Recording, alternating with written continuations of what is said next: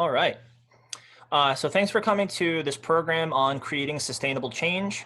I decided to do this topic because, when talking to student leaders, I think it's always difficult for us to talk about what ways we can actually make change in our organizations that's going to last. Uh, I think we often, including myself, make decisions that may act, as band-aids, give us more short-term solutions to an issue that we might be facing. But how do we actually look at the organizational culture in creating change in our organization that could be more everlasting? Right? So thinking beyond this semester, next semester, how can we leave the organization in a better place even after we graduate? So that's the kind of the mindset that I went into thinking about, um, you know, doing this program. So that being said, I've based the information that I'm going to present to you on John Cotter's Leading Change. John Cotter presents a model, framework for thinking about how we actually go about creating change in a more sustainable way. So here's a very simplistic uh, image of how this framework goes, and you can see there are 8 steps, and it's kind of divided into 3 different areas: creating that climate for change, moving into engaging and enabling the organization, and then lastly implementing and actually sustaining that change. um, there are a lot of folks who completely go by Cotter's framework, and there are folks that disagree with Cotter's framework. So I'm going to actually provide you a little bit of um, both of those perspectives. Um, so to start, right, um, I think where a lot of people find Cotter falls short is in how linear his model is. Um, and it presents a good strategy for thinking about sustainable change, but it doesn't reflect enough on the culture. So I found this quote: "A strategy cannot succeed without the proper culture. Thus, the famous adage, 'Culture eats strategy for breakfast.'" Right. So this idea that you can have all the strategy and planning in the world, but if you don't account for your organizational culture, that strategy is not going to work. So that being said, I'm going to present a few different ideas, if you will, on why Cotter's framework I think is important, but we have to look at it more from a cyclical perspective, not as linear. You go from step A to step B to step C, right? Sometimes you're going to kind of go more in a cyclical fashion, move back, move forward, and kind of do things simultaneously. So, that being said, the first thing that we have to think about when it comes to organizational culture in trying to make change within an organization is that change in general is emotional. Basic behavioral psychology shows us that unless a change is universally positive, um, right, which can be a point of perspective, it'll produce an emotional response. It'll provoke denial, anger, resistance, and avoidance before it finally turns to acceptance.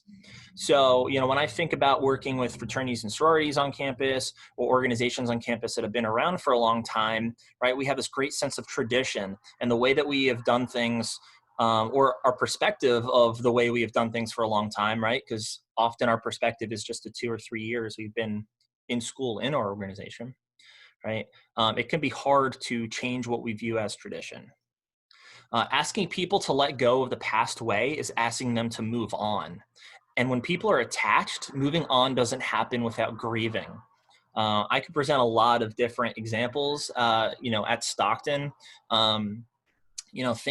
things change, and we often are very connected to those things. And when we have to let them go, it can be really hard, right? So you think about traditions that we might have had at Stockton that are no longer here, or programs that our organization used to do that just hasn't happened, right? It's tough for us because we kind of attach ourselves to those things, and are emotionally invested. Resentment remains, and that can derail cooperation. processes such as facilitated conversations to allow people to process all the emotions before moving forward, right? That's really important. And I'm going to touch on that as we move through Cotter's model. But again, you really need to start from a framework of getting everybody invested into what it is that you're trying to do and knowing that people are going to be upset. It's just going to happen. It's human nature. So as I said before, we need to be thinking about this from a nonlinear perspective.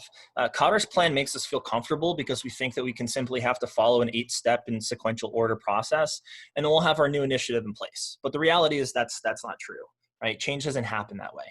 Change is messy, right? So we need to go into anything with the perspective of change is going to be really hard. It's going to be a messy process. It's not going to go the way that we want it to, and we just have to own that reality before we even begin. Change can look like moving backwards or sideways or in zigzags before you actually move forward. Change can bring up a lot of painful conversations. The 8 steps are an attempt to process people like they are part of a linear supply chain management procedure, but the reality is people come with emotions and perspectives, and change is not going to be easy, right? So that's something you always have to think about. And change cannot be forced. One of the most insidious beliefs in organizational management is that we can make people do things, right? Yes, if you're in a situation where you're the boss and you have people who work for you, then you can make them do things, but that does not mean that they necessarily like it, right? And if people don't like it, then they're not going to do whatever that thing is, right? Passionately, they're not going to give 100%, right? If they're not behind it. If that were true, if people just did things, there would be no need for an 8-step process in the first place. We could just make the change and not have to worry about anything, right? People can drag their feet in all kinds of ways, from being unproductive to outright sabotage. And most of it will happen below the radar, right? So if you're trying to do something within your organization to kind of change and move forward and do things differently, most people are not going to come out and disagree with you in person. It's going to happen in private conversations, right? There's going to be people on the sidelines doing what they can to make sure whatever that changes you're trying to make doesn't happen, right? It can be direct or it can be indirect. It could simply them not participating in it all, right? And that's the way that they're kind of rebelling or protesting a change, is just not getting involved. So what happens if we give up entirely on the idea that we can make people do things? What if everything were optional? What if all meetings, initiatives, projects, and tasks were voluntary? Some people believe this would be total chaos, but if you have strong people who care about your organization, what might happen if you actually set them free? So when I think about change, especially from an organizational perspective, I always come at it from a very human perspective. We have to, again, think about the emotion and think about why people resist change in the first place, right? And have a conversation and really work together. I think sometimes the hardest thing that we do in leadership is try to make decisions for the best of our organization, but we don't include the members of our organization in that conversation. So that really needs to happen first. So rather than looking at this as a linear model, here it is from a cyclical perspective. But I would actually argue to make this into more of a spider web, if you will, where there's kind of lines that go from one to the other, across and all over the place, because you're going to have to move around and move back and move sideways before you can move forward, as you said before. But again, just because I don't think we can look at this from a linear perspective, or maybe even from the cyclical perspective, it's important that these 8 different areas that I'm about to go over are a part of the strategy, regardless of how we view it from a linear perspective or not. So step 1, right? Creating a sense of urgency. So if we're thinking about creating change, we want it to actually be sustainable and not some short-term solution. We need to help others see the need for that change. We need to do that through a bold, aspirational opportunity statement that communicates the importance of acting immediately, right? So whether that is, we're going to be we're going to be the best fraternity on this campus, and this is how we're going to do it, right? Having this bold statement, it needs to be well thought out, and it needs to be created with a sense of urgency that gets people behind it to understand that this is something we need to do, right? So whenever we're thinking about change, I often go to SWOT analysis. If I'm working with a new executive board or new group of students, I always like doing a SWOT analysis because it really gets you thinking about your organization from different perspectives. So if you're not familiar with the SWOT analysis, you can just look it up. There's going to be lots of worksheets and things that you can use that'll help you walk you through it. But it's something that I highly recommend any student organization to do. But what it's going to help you do is identify potential threats and develop scenarios of what could happen in the future. It helps you examine opportunities for growth. So, when I say scenarios of what could happen in the future, you're trying to create a sense of urgency. Chances are, if you're trying to make change, you're trying to move forward in a positive way from something in an area that you think you can do better in. So if you were not to create that change, what are the potential scenarios where things could go wrong? Right? So maybe that potential change is how you recruit new members, right? Maybe you need a completely different strategy. Maybe you need to change the paradigm of how you look at recruitment, right? So creating a sense of urgency, you basically, you can look at it from the perspective of, if we do not make this change, then we're not going to do well from a recruitment standpoint, and our organization is going to die, right? Because recruitment is the lifeblood of any organization. You don't have new members, your organization is going to die out. Right? So it's about creating that sense of urgency, but you need to start honest discussions, conversations, and give convincing reasons to get people talking and thinking about why that change is necessary, right? Cotter suggests that for change to be successful, 75% of your organization needs to buy into the change. In other words, you have to work really hard on this step and spend a significant time and energy building urgency before moving on to any next step. Don't panic and jump in too fast. If there's any piece of this program today that I can stress enough, it's that this step one is the most important. You're never going to be able to create change, even in the short term, if you don't get buy-in. That buy-in is the most important thing. So you really need to work with the members in your organization, have one-on-one conversations, have small group conversations, and try to get everybody slowly to buy into this idea. It's not going to happen in one meeting in front of all 40 of your members. Step two, building a guiding coalition, right? So you need to convince people that change is necessary. This often takes strong leadership and is visible support from key people within your organization. So as I just said, you need to have those one-on-one conversations. You need to have those small group conversations. You need to identify the people in your organization that are the change makers, the people that people listen to, right? So you need to find those effective change leaders in your organization. To lead change, you need to bring together that coalition, that team of people, influential people within your organization. And once formed, your change coalition needs to work as a team, right? As a unit, continuing to build urgency and momentum around that need for change. Step three, forming the strategic vision. You need to clarify how the future will be different from the past and how you can make that future a reality through initiatives linked directly to the vision, right? So this is not going to be so simple. If you think making change in an organization, you just need to kind of have a simple strategy. There's a lot of things that you need to hit in order to make this work. When you first start thinking about change, there will probably be many great ideas and solutions that are floating around. Link these concepts to an overall vision that people can grasp easily and remember. A clear vision can help everyone understand why you're asking them to do something. When people see for themselves what you're trying to achieve, then the directives that they're given tend to make more sense. So create that clear message that you can repeat over and over and over. So everything that you do as an organization, when you think of this vision, needs to relate back to that one core concept. So when we say we're going to do X, Y, and Z, we're going to do X, Y, and Z because it all comes back to this idea that we're trying to accomplish. Communicate that vision. What do you do with your vision after you create it will determine your success. Communicate it frequently and powerfully and embed it within everything that you do. Again, it's relating everything back to that core mission, to that vision that you have for this change. Talk about it every chance you get. Use the vision daily to make decisions and solve problems. Again, everything you do connects back to that vision of this is the change that we're making in our organization. When you keep it fresh and on everyone's minds, they'll remember it and they'll respond to it. So whatever this, again, this idea is, this change that you're trying to make, if you can get to the point where in just normal conversation with your organization members, they even repeat it, then you know that you're doing the right thing. It's also important to walk the walk.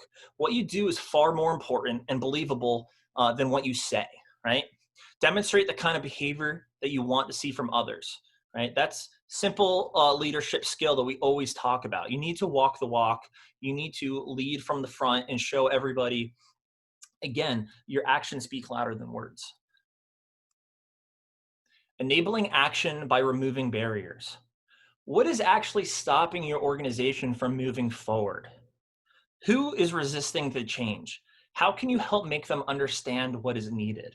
So as you move forward in your strategy and your plan, you're going to realize that there are members of your organization, again, that emotional aspect, who just don't want to see this change. They don't want to be a part of it. They're the detractors.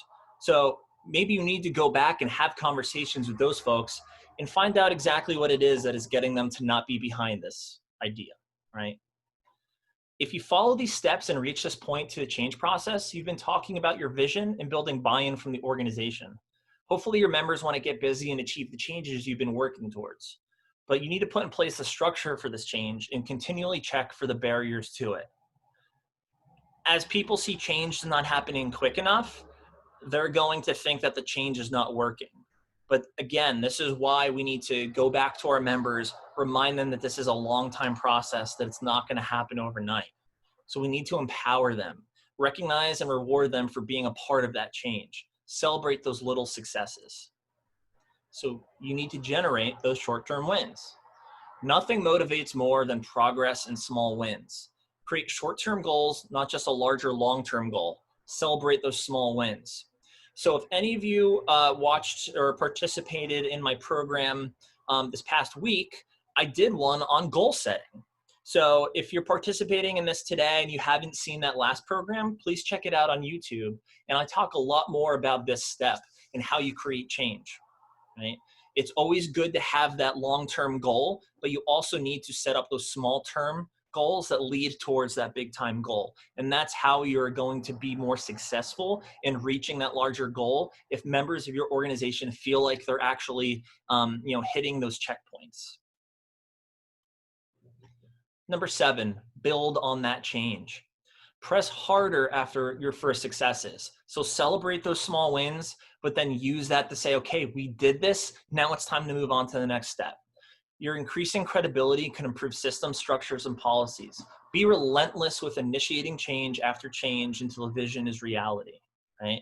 So again, just use these as successes to show that this is working. We're going to keep moving forward. We're going to make it.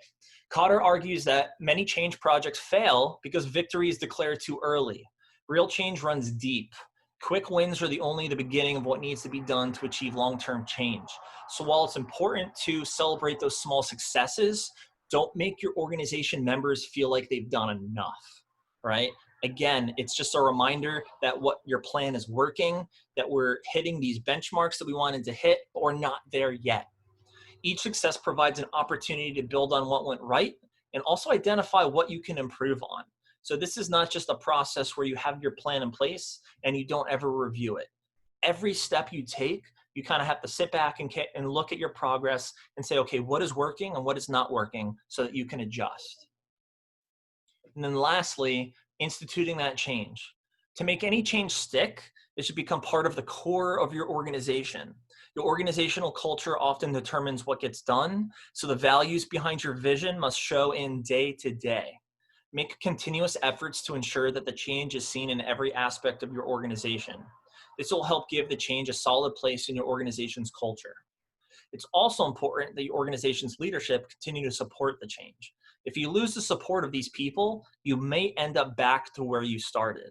Because again, that coalition that you built in step 2 is going to be so instrumental in getting people to follow that vision. And if you lose them, then you're going to lose the rest of the people.